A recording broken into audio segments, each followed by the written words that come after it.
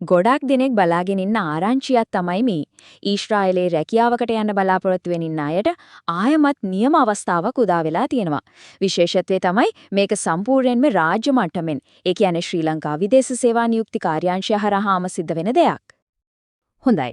මේ රැකියා අවස්ථා විශේෂයෙන්ම ලැබෙන්නේ 2026 අවුරුද්දට. ප්‍රධාන වශයෙන්ම ක්ෂේත්‍ර දෙකක් තමයි ඉලක්ක කරලා තියෙන්නේ. ඒ තමයි ඊශ්‍රායලයේ හෝටල් අංශය සහ අවන්හල් අංශය. හරි. මේ දිනය නම් කොහේ හරි ලියලා හරි තියාගන්න. මොකද මේක තමයි වැදගත්ම දේ. 2026 පෙබ්‍රවාරි මාසේ 6 වෙනිදා. ඔව්, පෙබ්‍රවාරි 6 වෙනිදා තමයි ඔන්ලයින් ඇප්ලිකේෂන් දාන්න පටන් ගන්නෙ. ඉතින් මේ දවස් අමතක කරන්න නම් එපා. හොඳයි, අපි එහෙනම් බලමු මේ අලුත් රැකියා ගැන විස්තර. මම කලින් කිව්වා වගේ ප්‍රධාන අංශ දෙකක් තියෙනවා නේද? හෝටල් අංශය සහ අවන්හල් අංශය. අපි දැන් එකිනෙක අරගෙන බලමු මොනවද ඕනේ සුදුසුකම් කියලා. හරි. අපි මුලින්ම කතා කරමු හෝටල් අංශයේ සුදුසුකම් ගැන.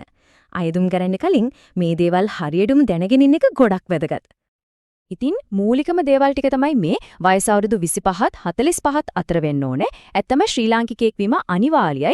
අධ්‍යාපනයේ පැත්තෙන් බැලුවොත් අඩුම අවුරුදු 10ක පාසල් අධ්‍යාපනයක් තියෙන්න ඕනේ. ඒ වගේම හොඳට ඉංග්‍රීසි කතා කරන්න පුළුවන් වෙන එකත් මතනදී අත්‍යවශ්‍ය සුදුසුකම.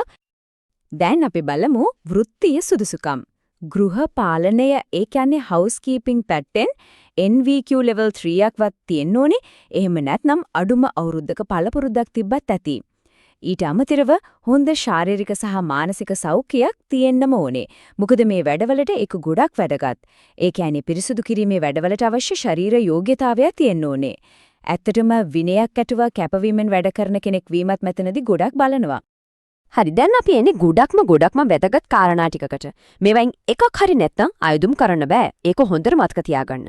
පළවෙනි එක, මීට කලින් කවදාවත් ඊශ්‍රායලයේ වැඩ කරලා තියෙන්න බෑ. දෙවෙනි එක, Tamanගේ ළඟම නෑදෑයෝ, ඒ කියන්නේ සැමියා හෝ බිරිඳ, දෙමව්පියෝ, දරුවෝ, එහෙම නැත්නම් සහෝදර සහෝදරියෝ කවුරුත් ඊශ්‍රායලයේ වැඩ කරන්නවත් පදිංචි වෙලා ඉන්නවත් බෑ. ඒ වගේම ලංකාවේ පිරිසිදු පොලිස් වාර්තාවක් අනිවාර්යයෙන්ම තියෙන්න ඕනේ. අනිත් එක තමයි ඊශ්‍රායලයේ PIBA ආයතනය. ඒ කියන්නේ ඒගොල්ලන්ගේ ජනගහන හා සංක්‍රමණ අධිකාරිය එයාලා දාන හැම කොන්දේසියක්ම සපුරන්නත් ඕනේ. හොඳයි. එහෙනම් අපි දැන් බලමු අවන්හල් අංශයට. ඒ කියන්නේ රෙස්ටොරන්ට් සෙක්ටර් එකට අවශ්‍ය සුදුසුකම් මොනවද කියලා. මෙතනදී පොඩි වෙනස්කම් ටිකක් තියෙනවා. ඒ නිසා හොඳට අහගෙන ඉන්න. මෙතන තියෙන ලොකුම වෙනස තමයි මේ අවස්ථා තියෙන්නේ පිරිමි අයට විතරයි. ඒක විශේෂයෙන්ම මතක තියාගන්න ඕන. වයස නම් එකමයි 25ත් 45ත් අතර.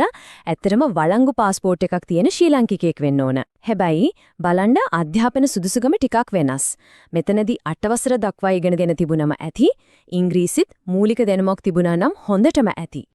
පළපුරුදු පැත්තෙන් බැලුවොත් අවන්හලක කුස්සියේ අඩුම අවුරුද්දක්වත් වැඩ කරලා තියෙන්න ඕනේ. සෞඛ්‍ය ගැන කියනවා නම් හොඳ ශරීර සෞඛ්‍යයක් වගේම මානසික ස්වභාවයක්වත් අනිවාර්යයි. මොකද බර උස්සන්න ගොඩක් වෙලා හිටගෙන ඉන්න වගේ දේවල් වලට ශක්තිය තියෙන්න ඕනේ. තව විශේෂ දෙයක් තමයි සමහර කෑම වර්ග වලට හරි පිරිසිදු කරන දියර වලට හරි අසාත්මිකතා තියෙන්න බෑ. ඒ වගේම ක්ෂය රෝගය, හෙපටයිටිස් වගේ බරපතල නිදන්ගත රෝග තියෙන්නත් කොහෙත්ම බෑ. නීතිමය කාරණා ගොඩක් දුරට අර කලින් කිව්ව හෝටල් අංශයේද සමානයි. ඒ කියන්නේ කලින් ඊශ්‍රායලයේ වැඩ කරලා තියෙන්න බෑ. බිරිඳ, දරුවෝ, සහෝදර සහෝදරියෝ ඒ ඉන්නත් බෑ.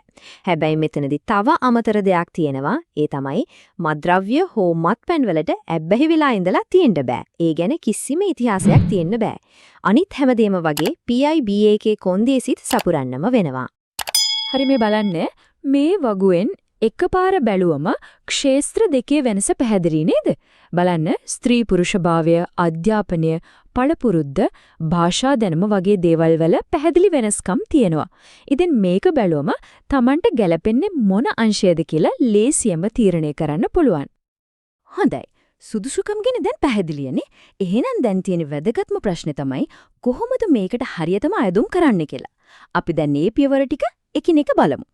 හරි.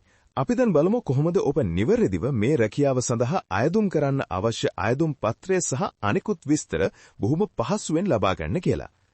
මුලින්ම ඔබට කරන්න තියෙන්නේ මේ වීඩියෝ එක පහළ තියෙන ලින්ක් එක ක්ලික් කරලා අපේ වෙබ් අඩවියට යන එක. දැන් ඔබට කරන්න තියෙන්නේ ඔබට අවශ්‍ය රැකියා වර්ගය මෙතනින් තෝරා ගන්න එක. ඉන්පසු ඔබට කරන්න තියෙන්නේ මෙතනට ඔබ එදිනෙදා සාමාන්‍ය ඇමතුම් සඳහා පාවිච්චි කරන ඔබේ ඩයලොග්, මොබිටෙල් හෝ හච් දුරකථන අංකයක් ඇතුළත් කරන එක.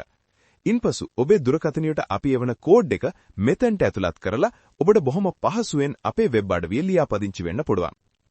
ඉන්පසු ඔබට අවශ්‍ය රැකියා අවස්ථාව තෝරාගෙන ඊට අදාළ අයදුම්පත හා විස්තර ඔබට බොහොම පහසුවෙන් ලබා ගන්න පුළුවන්. මේ සඳහා ඔබේ ජංගම දුරකථනය හෝ ඕනෑම පරිගණකයක් යොදා ගන්න පුළුවන්. එක්වරක් වෙබ් අඩවිය තුල ලියාපදිංචි වීමෙන් පස්සේ වෙබ් අඩවියේ ඇති සියලු රැකියා සඳහා වුවත් දිනපතාම අයදුම් කිරීමේ හැකියාව ඔබට ලැබෙනවා. ඉතින් මේ අයුරෙන් ඊටමත්ම පහසුවෙන් ඔබට මේ රැකියාව සඳහා අයදුම් කිරීමේ හැකියාව පවතිනවා. හරි. දැන් මේ ගැන තවත් විස්තර දැනගන්න නිල වශයෙන්ම තොරතුරු ගන්න පුළුවන් කොහෙන්ද කියලාත් අපි බලමු. මෙන්න මේක තමයි නිල වෙබ් අඩවිය. www.rakia.online. අයදුම් කරන්න ඕන නම් තවත් විස්තර නිවැරදිවම දැනගන්න ඕන නම් යන්න ඕන මෙන්න මේ වෙබ් අඩවියට. තවත් දෙයක් අලුත්ම යාවත්කාලීන කිරීම මෙසනින් දැනගන්න ඕන නම් මෙන්න මේ WhatsApp සමූහයටත් එකතු වෙන්න. එතකොට කිසිම වැදගත් ආරංචියක් මං ඇරෙන එකක් නැහැ. ඉතින් ඊශ්‍රායලයේ රැකියා සිහිනයක් තියන අයට අවශ්‍ය කරන මූලිකම විස්තර ටික තමයි අපි මේ කතා කළේ. එහෙනම් මේ අවස්ථාවෙන් ප්‍රයෝජන ගන්න ඊළඟ පියවර තබන්න සූදානම්ද?